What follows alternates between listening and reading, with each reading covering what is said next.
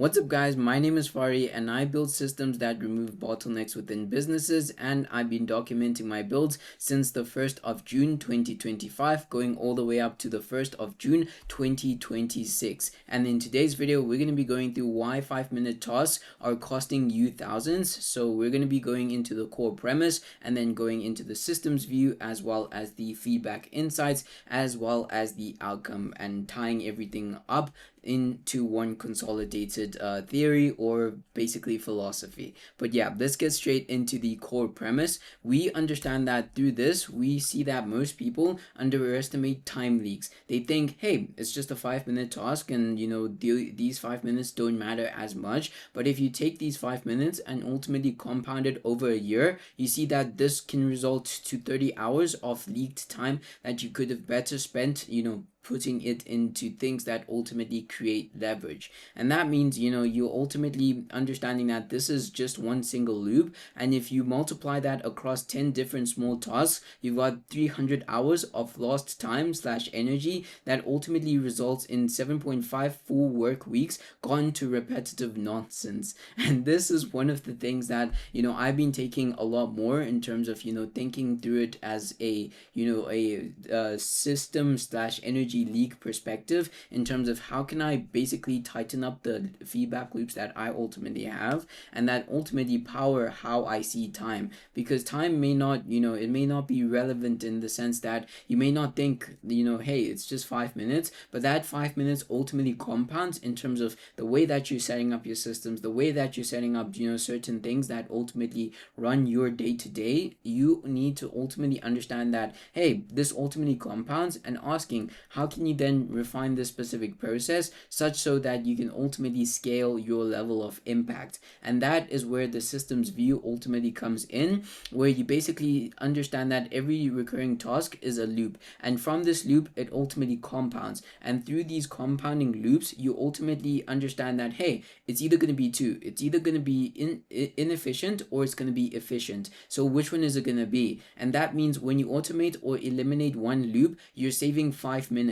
and understanding through this, you ultimately saving 500 or 300 future cycles of that loop. And you ultimately take this approach of, hey, how can I ultimately tighten up the loops that are destroying my time and energy, where I can better place this time in things that ultimately then allow me to scale my level of impact. And I've mentioned this so many times in terms of scaling the level of impact, and what I mean by this is ultimately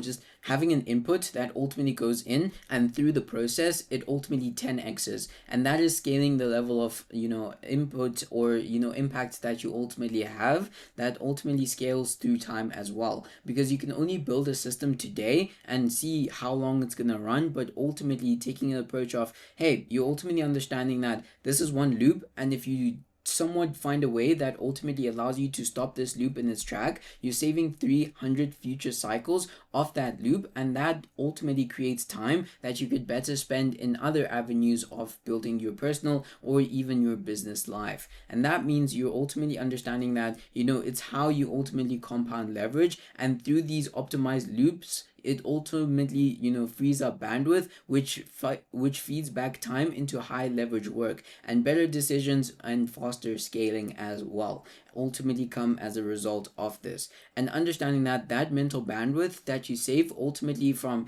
those compounding actions of efficiency ultimately compounds. You never know the benefits of saving 5 minutes each and every single day until you equate it to number, until you a number, or until you quantify it. And this is one of the approach that I want to ultimately take, of asking, hey, how can I ultimately quantify the things that I'm doing on a day-to-day, such so that I understand what level of impact that they have today and also tomorrow, such so that I can take immediate action. Because from my experience, what I've seen is you have this thing of saying, hey, it's just 5 minutes, it doesn't really matter today, this process, I don't mind spending an extra 5 minutes on a day-to-day, because why it's just 5 minutes. But that 5 minutes, if it's something that you're doing each and every single day, ultimately compounds. And then you see at the end of the year you've lost 30 hours, and you say, hey, where did all the time go? the time, time just somewhat sped up and I just couldn't get things done. But no, it's tightening up those feedback loops. It's tightening up that system, that system that ultimately allows you to understand, the level of impact that your decisions in terms of, the time spent today, and tightening that up tomorrow. And this could be simple, a simple task of saying, hey, if I were to record my voice, I'd want that voice to go into a prompt, and that would ultimately send an email, rather than going on email, opening up email and then now looking for the email and then saying, hey, I want to ultimately send XYZ. Now you're just scrambling for everything because everything's, all over the place, where you could have just said, hey, I'm going to invest in this simple process that saves me 5 minutes each and every single day. But those 5 minutes ultimately compound in, 30 hours in a year. And that ultimately,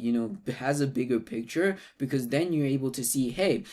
what would I do if I had 30 hours extra throughout the year? That's over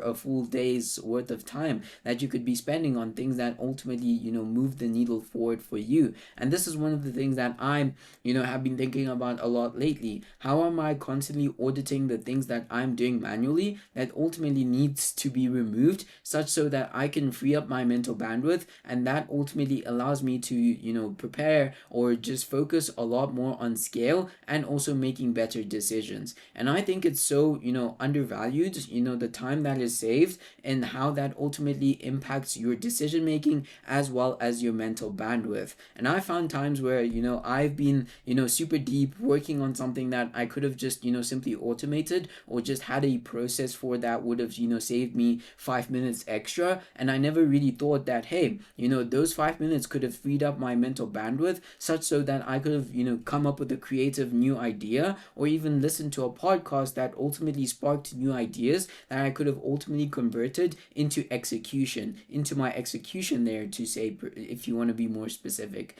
And understanding that through this, it ultimately feeds into how you basically, approach things. Because if you approach things of, hey, this is a compounding loop, whatever I do today, if I save 5 minutes, this is ultimately going to compound, but I need to be able to quantify to really see the level of impact that this ultimately has, which ultimately means that you then going into the feedback insights, where you ultimately understand that, I like to, take a look at approach this as a compounding loop principle, where you basically looking at two different options. You either look at this, which is ultimately the bad loops that ultimately compound friction, and this friction can be a result in, hey, there's not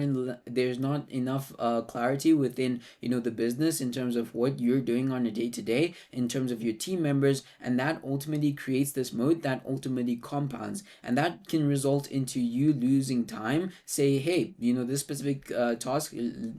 this specific task makes you lose 10 hours in a month, but understanding that those 10 hours could be better placed in the avenues that ultimately scale your level of impact for your business ultimately compounds, and understanding how this loop ultimately functions as well, and understanding that there's also another side to this. There is ultimately the good loops that ultimately compound freedom, and freedom is one of the things that ultimately gets you that mental bandwidth, because you're then able to come up with new ideas, come up with different things that ultimately allow you to, pattern recognition or recognize patterns as well. I found in my experience, when in times where I've taken a step back and I've ultimately freed up some time, and through freeing up that time I've been able to just come up with new ideas, and also recognize patterns across different industries. Say, hey, I listened to a podcast that was about I don't know, like wool manufacturing, and I ultimately got this idea from this wool manufacturing business and how they scale that up. And I say, hey, if it was done and it was so successful in the wool industry, why can't I apply this to what I am doing? Even though it may be two completely different industries, it's always worth having a shot and just trying what works, and ultimately seeing what works and what doesn't work as well. But that ultimately means that each loop either does two things, which is ultimately that it consumes capacity, which means that you do it over and over again, or it creates capacity. And I want to make sure that I emphasize on this specific part of, creating capacity or consuming capacity, because this ultimately means that, if you're creating capacity, you build once and it runs forever. And I've spoken about this in multiple videos, that if you're then able to build this machine once and then iterate on it forever, then you ultimately are able to then scale your level of impact into the future. But that means the difference between chaos and clarity is how many loops you've automated. How many of these loops are you actively structuring in the manner that ultimately allows you to scale the level of impact that you have today into the insane or 10x that you're going to have into the future. And through this, you ultimately understand that these loops ultimately play a role, and each and every single 5 minutes is super crucial because it ultimately compounds. And are you spending it in a manner that compounds for the good, that ultimately compounds into freedom later on, and that freedom allows you to then buy back the mental bandwidth that allows you to come up with new ideas, pattern recognition, or come up with different, or find different patterns that you can ultimately recognize and plug into what you're doing on a day-to-day. But that ultimately, understanding all of this ultimately means it comes into this final saying, where you basically understand that the outcome of this is that next time you say, oh, it's just 5 minutes, what you're really saying is that it's okay to waste 30 hours this year doing something a system could have done for me, and systemizing things that ultimately allow you to then scale and free up your time as well. Ultimately, understanding that time is your ultimate compounding asset, and the most common way most people destroy it is through unexamined loops. Basically, understanding what are the things that are causing you to leak energy, time and energy, and how do those ultimately compound as well. Solely also just quantifying it. So I think quantifying it ultimately allows you to see the bigger picture and the scope of the impact that it has on you on a day-to-day and on your teams as well. Basically understanding how each and every single 5 minutes and auditing that ultimately impacts what you're doing today. And if you realize that, hey, what I'm doing today is ultimately creating capacity and it ultimately frees up time into the future, then that time ultimately then allows you to come up with new ideas that ultimately allows you to then scale, or have needle moving leverage points that you ultimately can hit, but you don't see them if you're just into the day-to-day grunt. At least from my experience, that you don't see these if you're into the day-to-day grunt work and not fully understanding how to basically audit and create leverage through this. And this is just something that I've been super thinking about in terms of building out the daily videos, building out the systems, and also just auditing my time and making sure that each and every single thing that I do ultimately compounds into freedom. And also through that freedom, it ultimately allows me to come up with different ideas that ultimately push the needle forward, rather than being in the day-to-day grunt work and not coming up with new ideas simply because I'm just on go grind mode. And that ultimately has been something that has really shifted my perspective in that aspect. And I really wanted to get a little bit deep into it and ultimately just share something of value around this. And if you guys enjoy this video, make sure to check out my newsletter. It's the first link in the description, as well as if you want to connect with me, also links are in the description. And I will see you guys in the next video.